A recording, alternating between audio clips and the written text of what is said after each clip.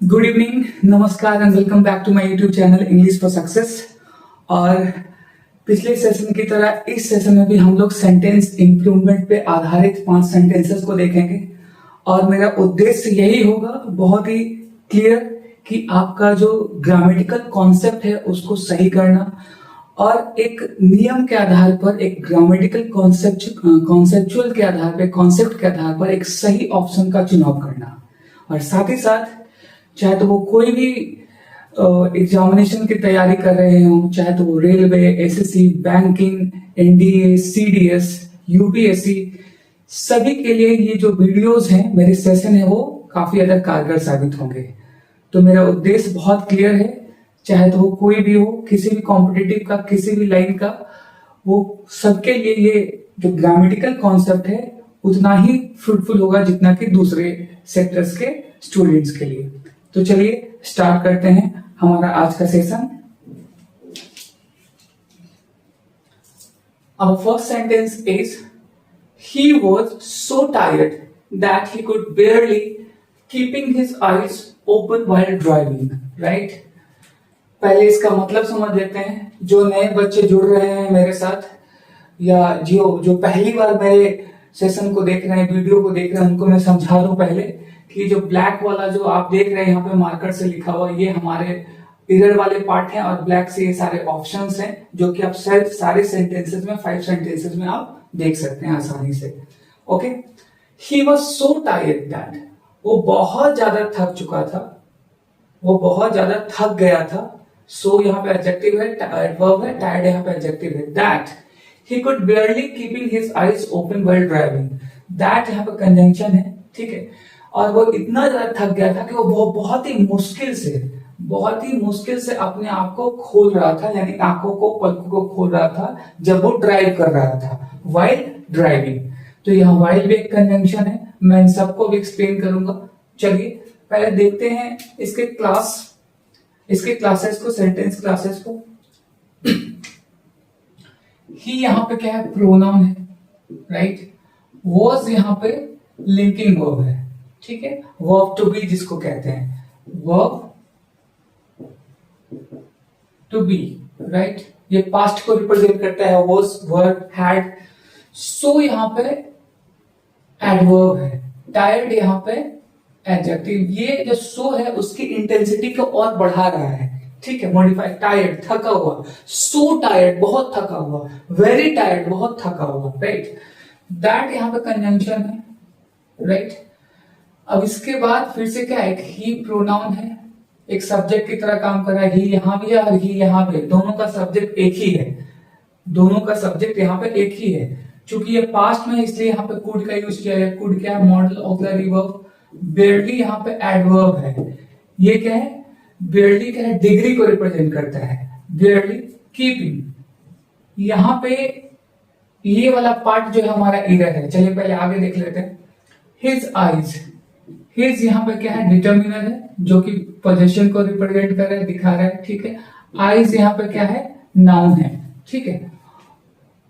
Open, his eyes open, यहाँ open क्या है? यहाँ भी एक क्या है? एक नाउन की तरह वर्क कर रहा है, ठीक है। हिज आईज ओपन, खोलना, ठीक है। व्हाइल यहाँ पे कंजंक्शन है, राइट। और ड्राइविंग यहाँ पे क्या है? एज अ वर्ब की तरह यूज कर रहा है, यानी कि जेरेंड जिसको कहते हैं। अब थोड़े सेंटेंस को देखिए, यहाँ पे 3 कंजंक्शन का स्टार्ट यूज किया गया है। पहला है दैट, उसके बाद है व्हाइल। व्हाइल जब भी अपने बाद कोई वर्ब लेता है उसमें क्या लेता है? Verb plus ING. तो आप कहेंगे कि अगर एक कंजंक्शन है तो जिस तरीके से यहाँ एक सब्जेक्ट और वर्ब है, उसके बाद ऑब्जेक्ट है, तो यहाँ तो केवल वर्ब है, यहाँ तो सब्जेक्ट है नहीं, तो यहाँ पे ये अंडरस्टूड है। अब इसको फिर से मैं समझाता हूँ। He was so tired that he could barely keeping his eyes open while he was driving, right? While he was driving, क्योंकि इन तीनों कंजंक्शन का सब्जेक्ट एक ही है, जो कौन है? क्या है? ही है। तो ही यहां भी आया, ही यहां भी आया, और जबकि ही को और उसके हेल्पिंग वर्ब को यहां से हटा दिया गया है, क्योंकि ये पूरे पास्ट में ये सेंटेंस चल रहा है। तो यहाँ अगर हम लोग लिखते या लिखा जाता while he was driving, जब वो गाड़ी यानी कि बाइक चला रहा था, राइट। तो ये इसका मतलब हुआ। आई होप ये सेंटेंस आपको क्लियर हुआ होगा। अब यहाँ पे देखते हैं एरर कहाँ है। कुड एक मॉडल ऑक्सिलरी वर्ब है जो कि कैन का पास्ट फॉर्म है, ठीक है। तो जब भी मॉडल ऑक्सिलरी वर्ब का यूज करते हैं तो वर्ब हमेशा क्या आता है, V1 आता है, बेस फॉर्म में आता है। तो यहाँ कीपिंग तो आएगा नहीं, तो यहाँ क्या आएगा, कीप आएगा। तो हमें ये देखना है कि हमारे किस ऑप्शन में कीप का यूज किया गया है। कैन बेयरली कीप, यहाँ कैन है, नहीं ये नहीं हो सकता। यहाँ पे ये क्या है, कैन है, ये नहीं हो सकता। क्यों? क्योंकि यहाँ पास्ट है तो यहाँ कुड का यूज होगा, तो कैन हो नहीं सकता। तो ये हमारा ऑप्शन क्या है, रॉन्ग है। कुड बेयरली कीप, यस, हमारा बी नंबर ऑप्शन क्या है, हो सकता है। कुड बेयर कीप, बेयर का मतलब तो कुछ और ही हो जाएगा यहाँ पे, ठीक है। ये बेयर अगर यहाँ क्या, अच्छा ऐसे भी यहाँ पे कैन है, कैन के बाद ये V1 का रूप ले लेगा, ये भी V1 हो जाएगा। तो ये ग्रामेटिकली एरर है, तो V1 नहीं हो सकता मॉडल ऑक्सिलरी के बाद। कुड बेयर टू कीप, नहीं ये भी नहीं हो सकता, जबकि यहाँ क्या है, जगह एडवर्ब का है, तो ये वर्ब का जगह हो ही नहीं सकता। और ये इंफिनिटिव है, वर्ब फ्रेज है, वर्ब ये फ्रेज है, तो ये होगा नहीं। तो हमारा राइट ऑप्शन क्या होगा, बी। यहाँ पे नो कहने का मतलब नो करेक्शन, आप सब में देख सकते हैं नो करेक्शन, ठीक है। तो हमारा राइट ऑप्शन क्या है, B number. Now let's jump on the second number question. The north eastern region of India presents a somehow unique situation. तो हमारा एयर वाला पार्ट कौन सा है, अ समहाउ यूनिक, ठीक है। आप देख सकते हैं मैंने यहाँ ब्लैक मार्कर से इसको लिखा है। पहले इसका मतलब समझते हैं। The north eastern region of India, हमारे भारत का जो नॉर्थ ईस्टर्न यानी उत्तर पश्चिम है ना, उत्तर पश्चिम जो रीजन है, भाग है, रीजन का मतलब हिस्सा कह सकते हैं, भाग कह सकते हैं, टेरिटरी कह सकते हैं, ठीक है। तो ये जो भाग है, प्रेजेंट प्रस्तुत करता है, दिखाता है, दर्शाता है अ समहाउ यूनिक सिचुएशन, एक किसी प्रकार का एक unique situation. Somehow unique situation, unique का मतलब अनोखा कह सकते हैं, है ना, अनोखा कह सकते हैं। अ यहाँ पर डिटर्मिनर है, यूनिक सिचुएशन एक अनोखा सिचुएशन को यहाँ रिप्रेजेंट करता है। तो ये यहाँ पे मैंने क्या एक्सप्लेन किया, यूनिक यहाँ पे क्या है, यूनिक यहाँ पे एक, ठीक है, यूनिक यहाँ पे क्या है, ये एडजेक्टिव जो सिचुएशन को रिप्रेजेंट, है ना, एक अनोखा, ठीक है। अब यहाँ पे देखिए इसके वर्ड क्लास को समझ लेते हैं, पहले इसके वर्ड क्लास को देख लेते हैं। अब यहाँ पे हम आपको ये सोचना होगा कि यहाँ समहाउ का यूज जो है वो सही है कि नहीं। मैं अभी सबको बता रहा हूँ कि गड़बड़ी कहाँ पे है, एरर कहाँ पे है, समहाउ। पहले ऑप्शन देख लेते हैं, ठीक है। अच्छा पहले इसके वर्ड क्लास को समझ लेते हैं, ठीक है। द यहाँ पे डिटर्मिनर है, और क्योंकि ये स्पेसिफाई कर रहा है नॉर्दर्न ईस्टर्न एरिया को, ये कंपाउंड एडजेक्टिव है। मैं इसको थोड़ा एक्सप्लेन कर दूं, ये कंपाउंड एडजेक्टिव है जो कि रीजन को, नाउन को मॉडिफाई कर रहा है, ठीक है। नॉर्दर्न ईस्टर्न पार्ट, ठीक है, इसको नॉर्थ ईस्टर्न पार्ट यानी कि northern eastern part of India, region of, यहाँ पे अब यहाँ पे प्रपोजिशन है ऑफ, यहाँ पे और इंडिया यहाँ पे क्या है, नाउन है, ठीक है। प्रेजेंट, अब ये इसका मेन वर्ब है, यहां से लेके ये यहां तक क्या है, ये सब्जेक्ट है, और इस सब्जेक्ट का वर्ब यहाँ पे कौन है, ये प्रेजेंट है। क्यों? क्योंकि यहाँ एक हिस्से की बात की जा रही है, northern eastern region of India, ठीक है। तो इसलिए सिंगुलर है सब्जेक्ट, ठीक है, तो इसलिए यहाँ पे सिंगुलर, क्योंकि आप वर्ब में एस देख सकते हैं, यहाँ पे वर्ब में क्या लगा हुआ है, एस लगा हुआ है। उसके बाद फिर क्या है, डिटर्मिनर का यूज हुआ है, ए हमारे यहाँ क्या है, डिटर्मिनर है, ठीक है। समहाउ ये एक एडजेक्टिव है, ठीक है। अच्छा माफ कीजिएगा, एडजेक्टिव तो ये है यहाँ पे, तो ये क्या हो जाएगा, एडवर्ब होगा। ये सीक्वेंस में चलते हैं, अगर नाउन है तो उसके बाद एडजेक्टिव आएगा, फिर उसके बाद एडवर्ब आएगा, ठीक, उसके बाद फिर डिटर्मिनर आएगा। इस तरीके से सीक्वेंस में चलते हैं। सिचुएशन यहाँ पे क्या है, ये नाउन है, ठीक है, इस तरीके से। तो समहाउ क्या है, वो किसी एक समहाउ मतलब explain the word,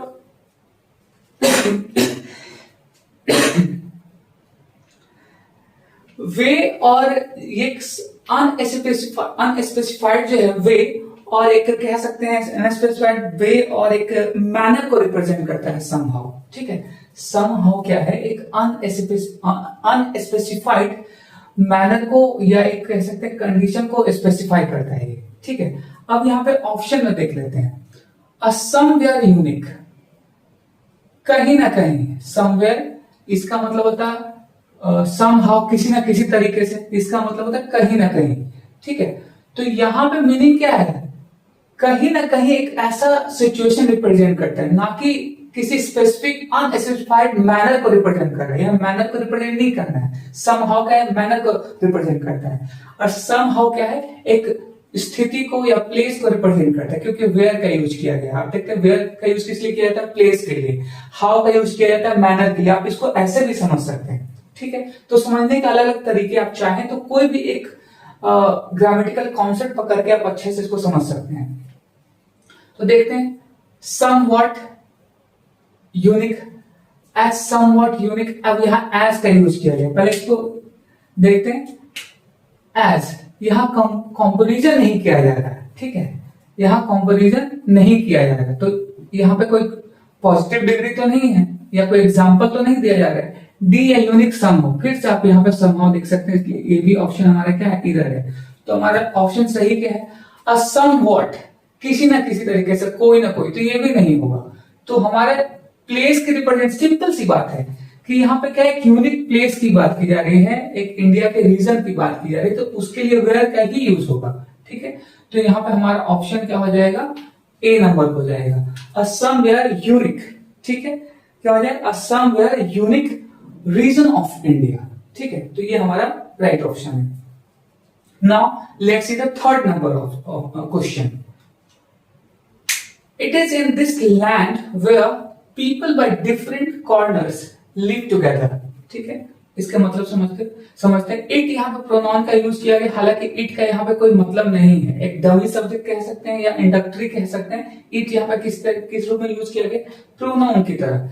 it is in this land where, यही वो भूमि है, यानी कि वह भूमि है जहां people by different corners live together, जहां अलग अलग कॉर्नर्स के लोग यहाँ पे रहते हैं। ठीक है, यानी कि यहाँ रहते हैं, यहाँ के निवासी हैं। कॉर्नर्स का मतलब यहाँ समझ सकते हैं अलग अलग रीजन, टाउन, कंट्री, सिटीज, यानी कि कॉर्नर्स रिप्रेजेंट करता है इन सारी चीजों को। ठीक है, लिव टुगेदर, साथ साथ रहते हैं। ठीक, अब यहाँ पे देखते हैं इसका वर्ड क्लासिफिकेशन, पहले मैं कर देता हूं। जैसा कि मैंने कहा, इट यहाँ पे प्रोनाउन है, राइट। इज हमारा है, यहाँ लिंकिंग वर्ब है। इन यहाँ पे प्रेपोजिशन है। दिस यहाँ पे क्या है, डिटर्मिनर है। दिस यहाँ पे क्या है, डिटर्मिनर। मैं इसको यहां लिख दे रहा हूं, डिटर्मिनर है। लैंड यहाँ पे क्या है, नाउन है। ठीक है, क्योंकि इसको आप कह सकते हैं डेमोन्स्ट्रेटिव एडजेक्टिव इसको कहा जाता है। दिस लैंड, ये पॉइंट आउट कर रहा है दिस लैंड, तो डिटर्मिनर इसको कहेंगे वेयर पीपल। अब वेयर क्या है, यहाँ पे एक रिलेटिव प्रोनाउन की तरह यूज किया गया। वेयर किसके लिए आया है, लैंड। ये पूरा का पूरा जो है एक एडवर्बियल क्लॉज है। It is in this land, ये पूरा यहां से लेकर वेयर से लेके टुगेदर तक, ये क्या एक एडवर्बियल क्लॉज है जो कि लैंड के बारे में और ज्यादा जानकारी दे रहा है। ठीक है, यही वो जमीन है, भूमि है, जहां पे अलग अलग कॉर्नर्स के लोग यहां रहते हैं। ठीक है, ठीक है, आगे देखते हैं। पीपल, पीपल फिर से यहाँ पे सब्जेक्ट है, बाय डिफरेंट। ठीक है, बाय यहाँ पे प्रेपोजिशन है। प्रेपोजिशन अपने वाले क्या लेता है, ऑब्जेक्ट। ऑब्जेक्ट यहाँ पे क्या है, डिफरेंट कॉर्नर्स। डिफरेंट यहाँ पे एडजेक्टिव है, कॉर्नर्स यहाँ पे नाउन है, जो कि प्लेस को अलग अलग दिशा को रिप्रेजेंट कर रहा है। लिव टुगेदर, रहते हैं। ठीक है, अब देख सकते हैं इसका पूरे का ये वर्ब कौन सा है, ये लिव टुगेदर यहाँ पे कंपाउंड एडजेक्टिव के रूप में आप कह सकते हैं, लिव टुगेदर, एक साथ रहना। ठीक है, अब ये जो है बाय डिफरेंट, बाय और फ्रॉम। अब यहाँ पे देखिए दो ही ऑप्शन हमारे हैं, ऑप्शन पहले देख लेते हैं। By different by, people different by, नहीं यहां तो कोई मीनिंग नहीं दे रहा है। अगर ए नंबर ऑप्शन देखें, पीपल डिफरेंट बाय, नहीं ऑप्शन यहाँ पे आप सिंपली अब बनाते बनाते जब आपकी आदत हो जाएगी, तो आप सिंपली जब आप देखेंगे तो आपको क्या एक फीलिंग और कह सकते हैं तुरंत आपके माइंड में ब्लिंक करेगा, हिट करेगी वो बात की यहाँ पे गलत है। पीपल बाय डिफरेंट होता है, पीपल फ्रॉम डिफरेंट प्लेस। अब यहाँ पे जाहिर सी बात है डिफरेंट एडजेक्टिव है, तो इसके बाद क्या होना चाहिए, नाउन होना चाहिए। तो फिर से यहाँ प्रीपोजिशन तो गलत है। पीपल बाय डिफरेंट, अब यहाँ पे फिर से बाय लगा हुआ है, पीपल्स यहाँ इसको प्लूरल कर दिया है। यहाँ तो पूरे कास्ट को, पूरे ग्रुप को रिप्रेजेंट कर रहा है। पीपल अपने आप में प्लूरल है। ठीक है, पूरे आप में अपने आप प्लूरल है, तो यहाँ पे पीपल्स एस लगाने की कोई जरूरत ही नहीं। डिफरेंट, डिफरेंट बाय पीपल, फिर वही चीज, अभी डिफरेंट को आगे कर दिया, पीपल को पीछे कर दिया, जबकि इसका कोई मीनिंग ही नहीं निकलता। पीपल फॉर डिफरेंट, यस, हमारा डी नंबर ऑप्शन सही है। अब देखिए बाय और फ्रॉम में क्या आता है, दोनों ही प्रपोजिशन है। बाय जो है वो एक प्लेस और नियर बाय को रिप्रेजेंट करता है। फ्रॉम जो एक ओरिजिन को रिप्रेजेंट करते हैं, कि उस जगह से, उस ओरिजिन से लोग यहाँ पे आके रहते हैं। तो बाय क्या है, ये क्या है, नियर बाय प्लेस को रिप्रेजेंट करता है, ठीक है। एजेंट को, बाय समबडी, समवन, समथिंग, ये एजेंट को रिप्रेजेंट करता है। और फ्रॉम का एक सोर्स को, ओरिजिन को रिप्रेजेंट करता है, यानी कि उस जगह के रहने वाले लोग, ठीक है। तो इसलिए यहां पे फ्रॉम क्या होगा, इसका राइट ऑप्शन होगा, यानी कि D number, people from different corners live together, right? Now, fourth number sentence. If you would have taken the medicine, you could have gone to school today, right? अब इसका मतलब क्या है, एक कंडीशनल सेंटेंस आपको देखिए समझ में आ रहा है। थर्ड नंबर कंडीशनल है, जो कि क्या है, एक अनरियल और एक अनफुलफिल्ड सिचुएशन को रिप्रेजेंट करेगा। अगर तुमने समय पर दवाई ली होती तो तुम आज स्कूल जा सकते थे। ऐसा होता तो ऐसा हो सकता था, अगर ये होता तो ऐसा हो सकता था, इस तरीके से, ठीक है। मैंने अपने प्रीवियस सेशन में, प्रीवियस क्लासेस में इसको बहुत अच्छे से एक्सप्लेन किया है। मैं पर्टिकुलरली इस पर वीडियो भी बनाने वाला हूँ सेशन, जो जिसमें हम लोग केवल जिक्र करेंगे, किसमें, केवल कंडीशनल सेंटेंसेस के बारे में ही बात करेंगे, ओके। तो आप देख सकते हैं यहाँ पे इधर क्या है, इफ वाले क्लाउज में हैड और हैड का यूज होता है, प्लस V3 का यूज होता है, जबकि यहाँ वुड हैव भी है और यहाँ भी वुड हैव का यूज किया गया है। तो आप ये ध्यान रखेंगे, जहां भी इफ, व्हेन, वेदर से यूज हुआ तो उसके बाद वाला सब्जेक्ट, उसके बाद जो वर्ब होगा हैड का यूज होगा, ना कि वुड हैव का। वो तो उसके बाद वाले क्लाउज में होगा। ये हो गया डिपेंडेंट क्लाउज और ये हो गया इंडिपेंडेंट क्लाउज। देख रहे हैं कॉमा यहाँ लगा हुआ है, मैंने पहले भी जिक्र किया है, जहां इफ क्लाउज सेंटेंस के शुरू में आएगा तो उसके बाद में कॉमा लगेगा। अगर ये वाला क्लाउज अगर इधर होता और ये क्लाउज इधर होता तो यहाँ पे कोई कॉमा की जरूरत नहीं थी, राइट। तो यहाँ पे इधर हमारे इस वाले पार्ट में तो बहुत आसान है, देखते हैं। इफ यू वुड टेक, ये नहीं होगा, फिर से वुड का यूज किया गया, तो आप ऐसे इसको आसानी में इनकरेक्ट कर सकते हैं। इसको फिलहाल छोड़ते हैं। If you would be taking, नहीं, क्योंकि इफ वाले क्लाउज के साथ वुड का यूज नहीं करना है। इफ यू बीन टेकिंग, यहाँ पे कोई हेल्पिंग वर्ब होना चाहिए। बीन डायरेक्ट क्या हेल्पिंग वर्ब का यूज नहीं किया जाता। बीन को डायरेक्टली हम लोग हेल्पिंग वर्ब के रूप में यूज नहीं कर सकते हैं, ये आप ध्यान रखिएगा। जब यहाँ कुछ भी होना चाहिए, हैड होना चाहिए, हैव होना चाहिए, ठीक है, या वर्ब टू बी होना चाहिए, इस तरीके से, तभी यहाँ पे क्या है, हम लोग क्या है, वर्ब टू बी तो नहीं कह सकते। ये वाला फॉर्म जो has, have, had, modal verbs ये हो सकते हैं, हैव के बाद इसका यूज किया जा सकता है, जबकि ये क्या है, इधर है। तो हमारा राइट ऑप्शन क्या है, ये वाला बी नंबर। क्यों, सॉरी, चलिए समझते हैं इसको, क्योंकि ये इन्वर्जन वाला पार्ट है, आप समझ सकते हैं। मैंने प्रीवियस सेशन में भी इसको एक्सप्लेन किया है, ठीक है। जब हम लोग हैड का यूज करते हैं, ये इंटरोगेटिव सेंटेंस नहीं है, ये इंटरोगेटिव सेंटेंस यहाँ पे नहीं है। अगर इंटरोगेटिव सेंटेंस होता तो यहाँ पे क्वेश्चन मार्क होता, इसलिए यहाँ पे इन्वर्जन है। तो ऐसे केसेस में had plus subject plus taken का यूज कर सकते हैं, जो कि इससे ज्यादा फॉर्मल ये होता है, ये वाला पार्ट। तो इसको हम लोग यहाँ यूज कर सकते हैं, ठीक है। या तो अगर ये ऐसे भी होता, मैं यहां लिख देता हूं, इफ यू हैड टेकन, यहां भी इस तरीके से होता, तब भी करेक्ट हमारा ऑप्शन होता। अगर ये ऑप्शन है तब भी हमारा ये ऑप्शन सही है। तो इसका सही ऑप्शन क्या हो जाएगा, B number. Now last question 5, earning lots of money is one of the desires which are never satisfied. यानी कि देख लेते हैं, बहुत ज्यादा पैसा कमाना इच्छाओं में से एक है, यानी कि हमारी बहुत सारी इच्छाओं में से एक क्या है, इच्छा बहुत सारा पैसा कमाना। विच आर नेवर सेटिस्फाइड, जो कि कभी पूरा नहीं होता। हम लोग सभी की डिजायर्स क्या होती है, अपने लाइफ में ज्यादा से ज्यादा पैसा कमाना, लेकिन जितना ज्यादा पैसा कमाते हैं उतना क्या है, हम अनसेटिस्फाइड रहते हैं, है ना, सेटिस्फाइड नहीं होते। तो लेखक यही कह रहा है यहाँ पे, ठीक है। अब इधर वाला कौन सा पार्ट है, ये वाला।